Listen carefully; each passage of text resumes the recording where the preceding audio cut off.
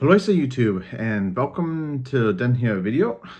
I dag er en lidt mærkelig dag, for det er min familie påskefrokostdag. Så vi har spist påskefrokost måske i 2 timer. Vi skal komme til min svigermors hjem, så vi kan spise. Så selvfølgelig, det er 17. april, 17. måske, april, så jeg har mindre en video, så far, så jeg skal lave igen efter påskefrokost, så vi har 2 i dag, så vi er tilbage til det rette nummer på video, tænker jeg. Så i dag, jeg skal tale lidt min morgen efter. Jeg skal have påskefrokost, hvor jeg skal tale dansk, måske 50%, måske 75%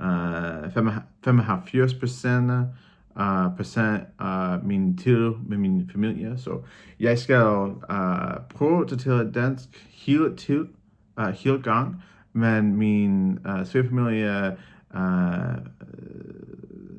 som regel kan lide til at elske, men jeg med jeg.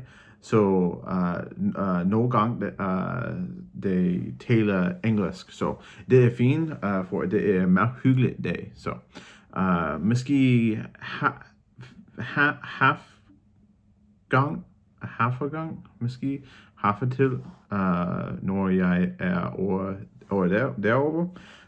Jeg skal til dansk, men jeg håber det hele til, så vi skal se. Vi i holiday og ferie i Danmark er meget hyggeligt, for mange mennesker har mange dage fri fra arbejde. De har meget fri til, så for eksempel min kæreste har hun har i dag, os i morgen, os mandag, selvfølgelig os i weekenden. Så hun har 5 dage, hvor hun ikke arbejder. Det er meget godt. Det er sammen for mange ferie, så det går. Så far, denne morgen, jeg har allerede træning. Det var godt. Jeg har allerede lavet mad. I går, jeg har allerede gået rent min lejlighed, så i dag det er lidt gå rent tilbage. Så det går.